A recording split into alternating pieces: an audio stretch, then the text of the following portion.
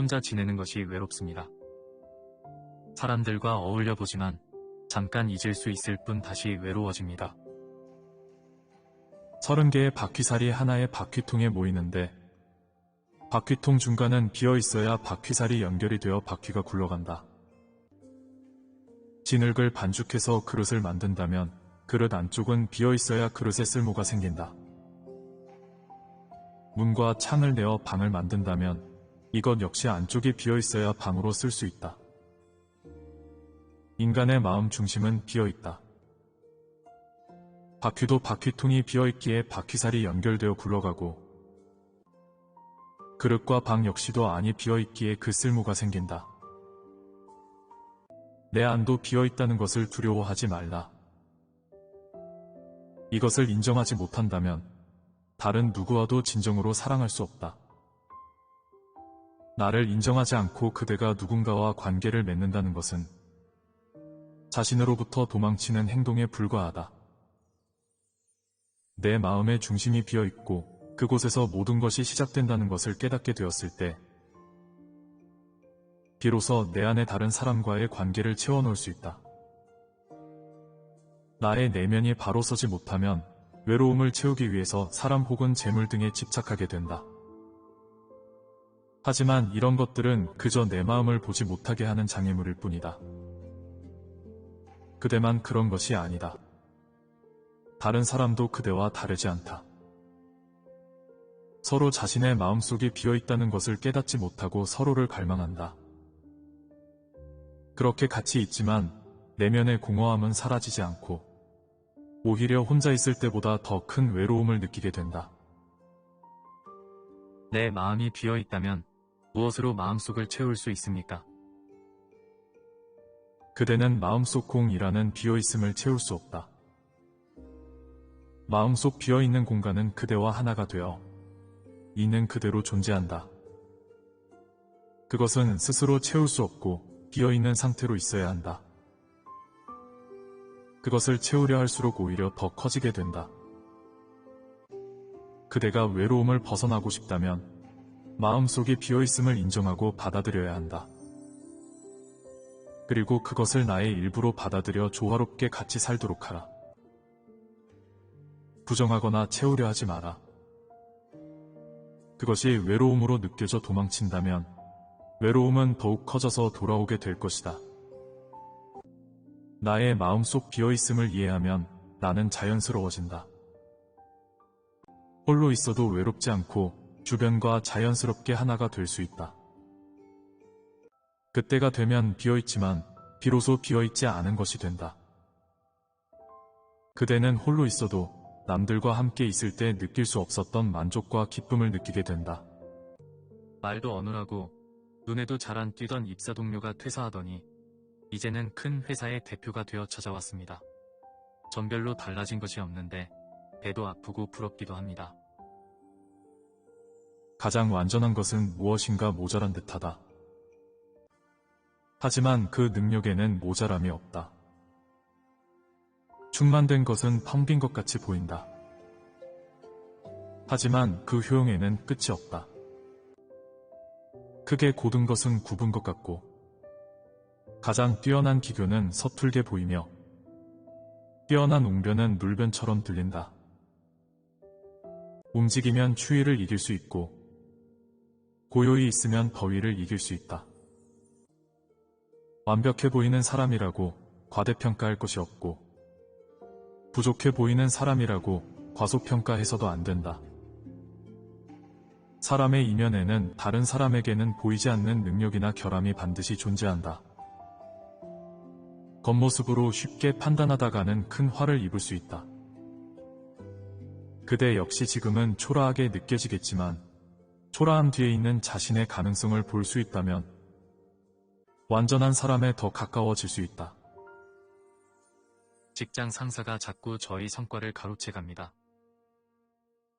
저의 제안을 본인의 생각처럼 포장해서 보고하는데 화가 치밉니다. 자신의 공로를 빼앗기는 것은 고통스러운 일이다. 하지만 좀 더 생각해보면 공로라는 것은 사실 내 것이 아닌 경우가 많다. 그대가 일을 할 수 없었다면 공로가 생겼겠는가? 일을 맡긴 사람이 있었기에 공로도 생길 수 있는 것이다. 모든 일을 이루어지게 하더라도 스스로 말하지 않고 내가 만들어낸 것이 있더라도 가지려 하지 않는다. 해놓고도 뽐내지 않고 공로를 쌓고도 주장하지 않는다. 주장하지 않으면 공로를 잃을 일도 없다. 그러면 자연스럽게 나의 공로는 더 빛나게 드러나게 된다. 공로는 자신의 입으로 말하는 것이 아니라 다른 사람의 입에서 나와야 비로소 빛을 발하게 된다. 직장 상사가 질책을 많이 해서 속으로 미워했었는데 알고 보니 뒤에서는 저를 보호해주고 있었습니다. 이전의 저의 모습이 부끄러웠습니다. 재앙 속에 복락이 깃들어 있고 복락 속에 재앙이 숨겨져 있다. 누가 그 끝을 알겠는가? 거기에는 정해진 것이 없으니 올바른 것이 변해 이상한 것이 되고 선한 것이 변해 악한 것이 된다. 사람들은 이런 것에 오래전부터 미혹되었다. 이 때문에 성인은 반듯하지만 구분짓지 않고 예리하지만 상처 주지 않으며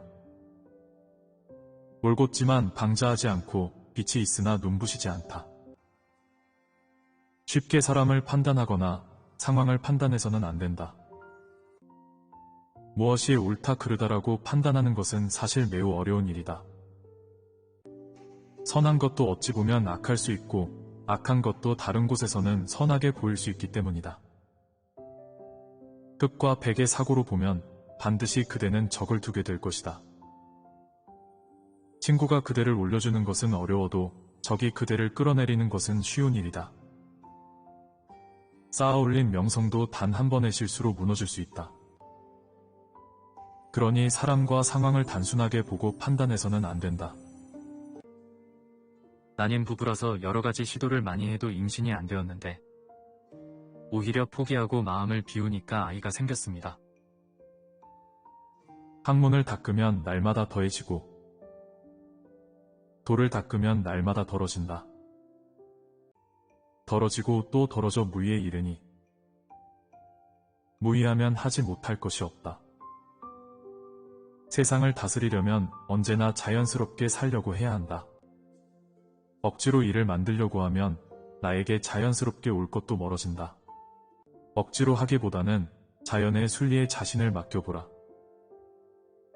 그러면 막힌 것이 뚫릴 것이요 모르던 것을 알게 될 것이다.